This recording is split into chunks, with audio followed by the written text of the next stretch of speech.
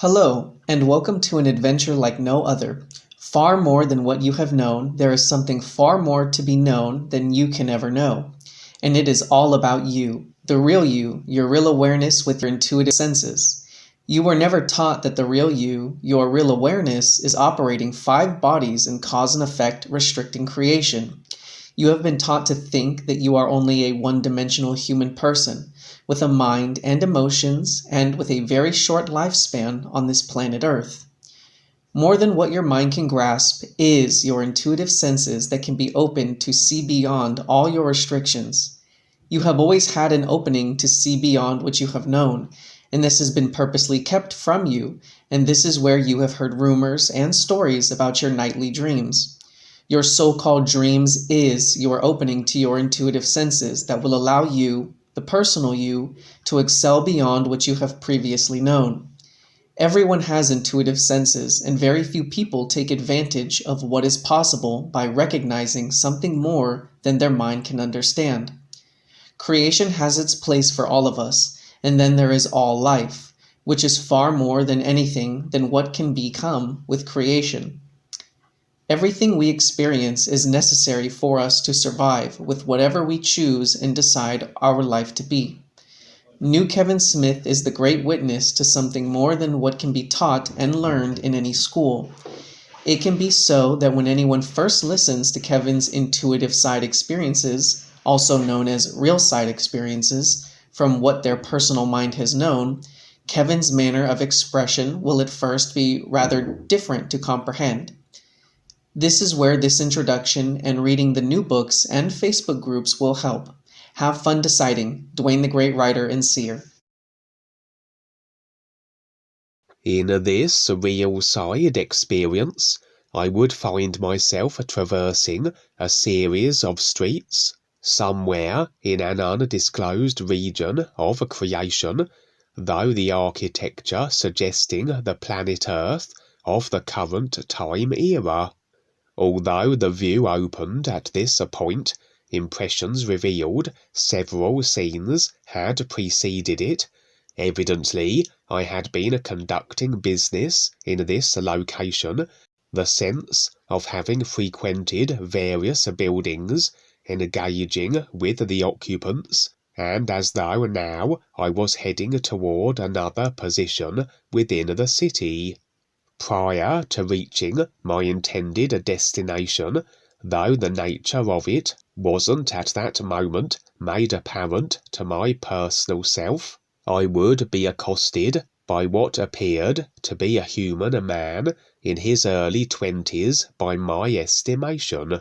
He seemed intent on unleashing upon me a character assassination, spewing forth all manner of obscenities and unfounded accusation.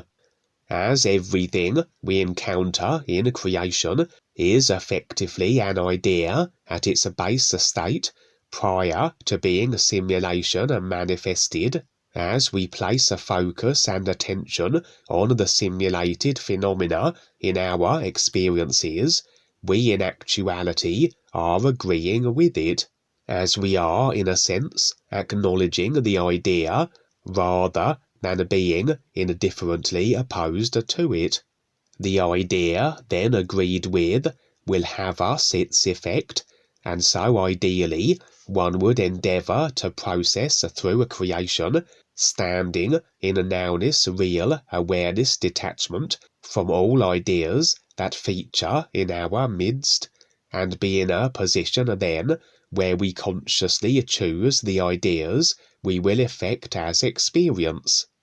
And many a real side experience have I shared over the years, where various body types have presented ideas in the desire that my focus and attention will be snared.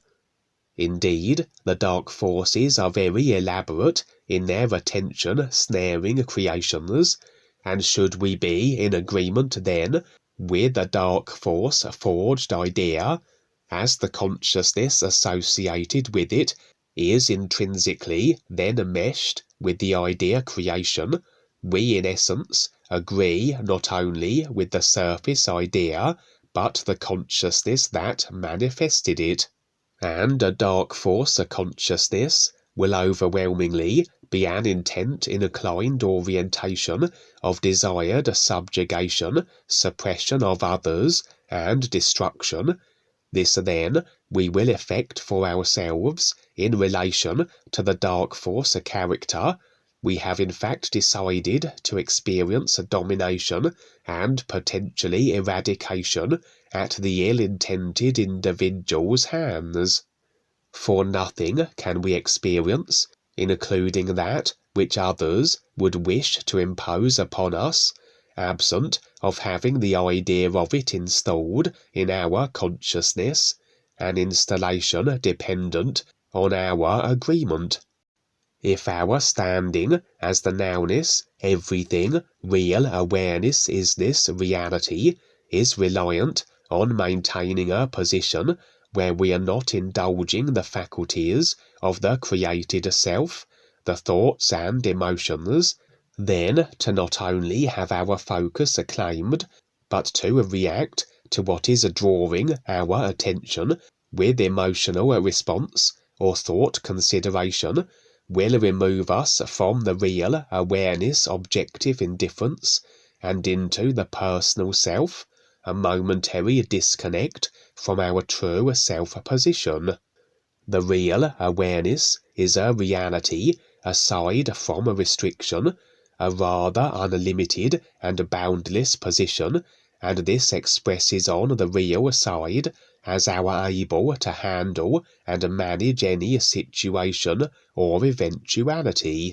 But immersed in the personal self, so we remove ourselves from this everything unlimited position, and are now resigned to the design of our consciousness, and whatever abilities we can draw upon that we have a consciousness developed, a far more limited position of capability then.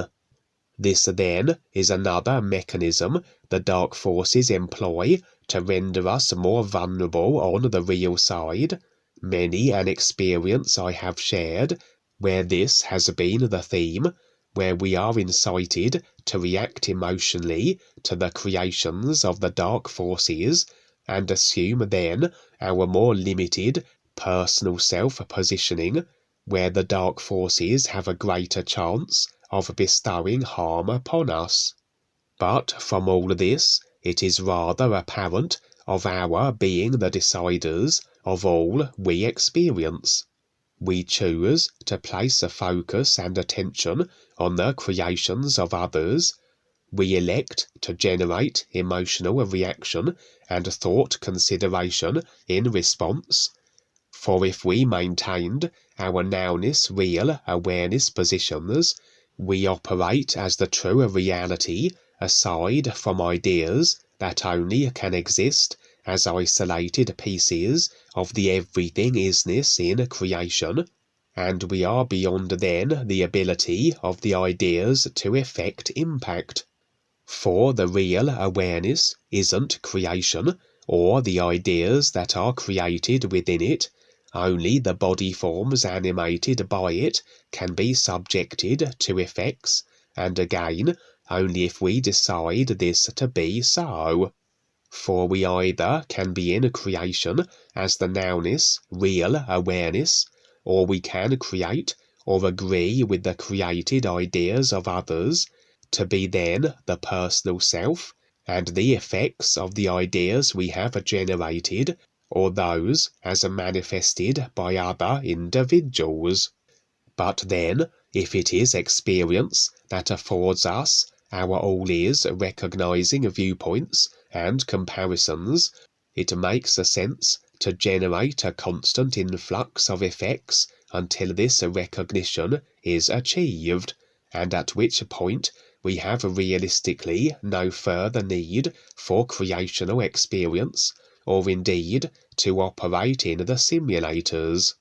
Until then, however, we could simply have dismissed with indifference the ideas vying for our attention, but oftentimes to agree and take on the effects of them, so we are afforded further experience we may otherwise have not received. And with experience, always there is opportunity, where the promoting of the all is, and of the option for becoming more aware and superseding the simulators is concerned.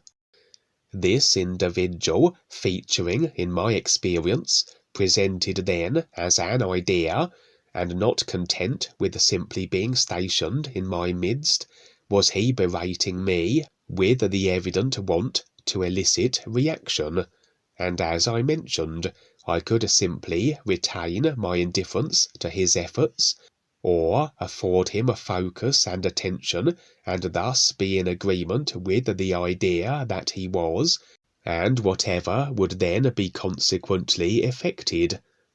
I would, however, choose not to become emotionally reactive and lose my real awareness capability. I had the impression that engaging with this individual was necessary, however, and would retort in such a manner that it was he that became enraged. He would challenge me to combat. I would proceed with how the experience was unfolding, accepting his challenge, and where he would transform into a far more formidable form than he previously had been, considerably more muscular and of a greater stature. As I mentioned, as the deciders of our experience, and in relation to others, if we are to be defeated or harmed, these must be as ideas of consciousness placed, or they cannot be our simulated experience, and try as our assailants might, they will be unsuccessful. As absent of the idea of my defeat, then this cannot be my simulated situation. Although my adversary was rather formidable, and the altercation was long and drawn out, to the point where another element came into play to draw it to a conclusion. For a selection of very large black cats, appearance-wise that of panthers, would enter the scene. They seemed to operate at my behest, and would now be surrounding our squabble, and growling menacingly at my opponent, who was somewhat frozen in his tracks, in response to this daunting new development. At that moment a group of humans would also be present, a group of individuals I was in affiliation with, and as impressions revealed, were those also on their respective processes of awareness, and indeed had been accompanying me on my various activities throughout the streets of the city we were in.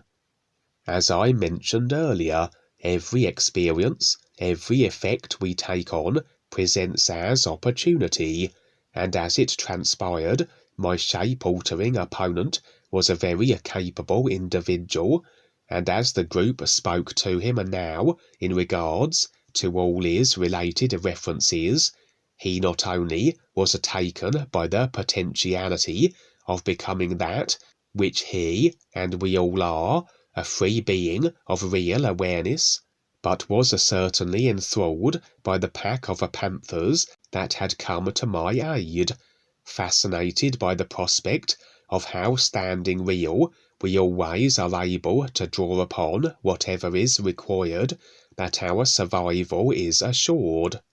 These panthers were not body forms prior to the formulation of the free will wielding personal self, but body types where the secondary self had been created. They were proceeding with their own awareness processes, and additionally had the function of assisting new friends where they deemed it necessary. This pack of panthers had been specifically assigned to myself. Over the years have I and others reported the presence of oversized cats on the real side, very often sporting very exotic fur coloration, and where generally these are the body types of those on their awareness processes, occasionally as alternative outer forms to that which they usually operate as. And indeed have the guides and DUANE presented themselves in this fashion. Several instances did I encounter DUANE as a large golden lion, for example. And so it was that this individual, whatever had been his agenda as he initially accosted me, now was a part of my group, and we would proceed through the streets. At one point I seemed to be struck by an affliction, a relatively common occurrence, that as I go about my activities and assignments on the real side, I often inadvertently take on ideas, as though a mud that sticks to my attire, that effects as untoward a circumstance and body form debilitation.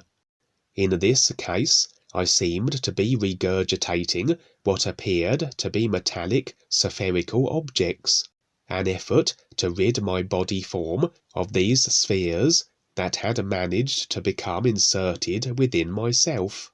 This rather decided our next destination and course of action, that although I had produced quite the volume of spheres, I hadn't managed to expunge all that my body contained, and where we were going next would assist in removing the entirety of the curious metal objects. Nothing would be revealed as to the purpose or nature of the spheres, or indeed how they came to be within my body, but their extraction was deemed necessary, so evidently they were not especially beneficial. And indeed, every idea we take on, we are the immediate effects of, expressing on the real side in whatever simulated way it might, and should the idea be agreement retained, eventually effects will manifest physical level-wise, and where our physical body forms can be adversely impacted also. Prudent then to identify these real side afflictions and remove them prior to they causing physical level body form issues. The scene would skip. The group, its latest addition, and myself were within a very advanced laboratory. The design of the spheres did suggest a technological-based affliction of a kind, and our location now a further indication that this was so, as though what the laboratory contained was required to ensure the removal of all the spheres from my body form. Before we could proceed, however, entering our midst would be a vampire, a body form as effected from a particular consciousness design, where generally is a greater longevity of lifespan, the need for blood consumption, and all manner of varying abilities according to the individual. The vampire's tendency is to operate destructively in association with the dark forces in various capacities, and where they have a penchant for interfering where able, as all dark force affiliated and unaware body forms generally will. This particular vampire had developed himself that he was imbued with all manner of what might be referenced as a supernatural ability.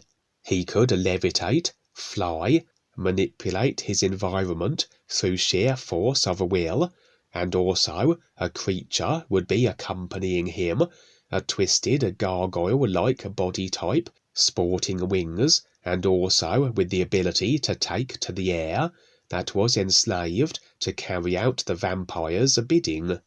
The vampire intended to prevent our utilizing the lab to rectify my body form situation with the spheres, and his first action would be to set his gargoyle minion upon me.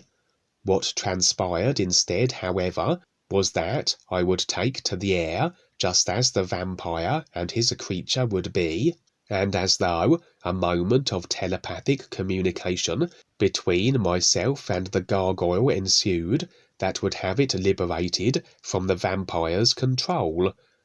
For as idea agreements dictate our experience, should ideas be affecting situations where we are enslaved by others, to relinquish these ideas so that which is manifesting from them can no longer be so. That through my communication with the gargoyle, so facilitated was the shattering of these idea contracts that bound him to the vampire, and now the gargoyle would switch sides, if you will, and be hovering in the sky beside me, as opposed to the vampire. This rather infuriated the vampire, and his only recourse was to attempt to assail me personally. But as he flew at me, bearing his large pointed fangs, I would alter my external form, that I became as one of his species, a vampire also, though one much bigger and with larger teeth. We collided, I overpowered him, bundled him to the floor, and was poised to sink my fangs into his neck, though in reality rather presenting a dramatized moment that would certainly impress upon the defeated vampire. I have shared on previous real side experiences that as we go about our activities, the unlimited nature of the abilities we have through the real awareness that affords them can create quite an impression with those spectating and witnessing our actions. This can motivate them to engage with us in an effort to determine the source of our capability. That although this may be born of a personal self-serving interest, the prospect of unlocking greater attributes and creational powers also is the possibility that although initially motivated personal self-wise, it may lead to formulating intent with the ears and embracing the real purpose of the recognition of the true reality. For as individuals are exposed to the real references or witness abilities as made possible via the real awareness, they will be operating from the personal self-consciousness position, so naturally their first consideration is what they can get that will benefit themselves, as opposed to what makes sense and is a benefit for all life that they are in actuality a part of, but therein lies the possibility of refinement, of recognizing this and transitioning from self-service and chasing ideas to operating in ways that are life beneficial.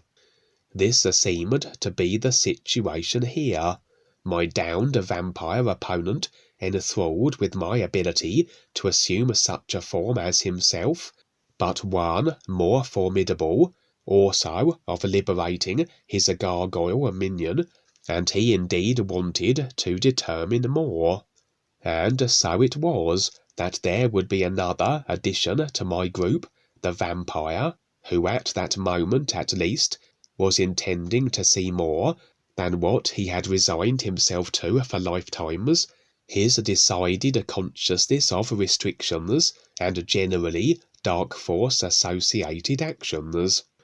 And the group, the individual I had encountered initially, the vampire, the gargoyle, and myself, would proceed with our laboratory operation to rid the remaining metal spheres from my body, and once completed, no doubt we would proceed with whatever further assignments required our presence in the city we were in, and indeed what further objectives lay ahead.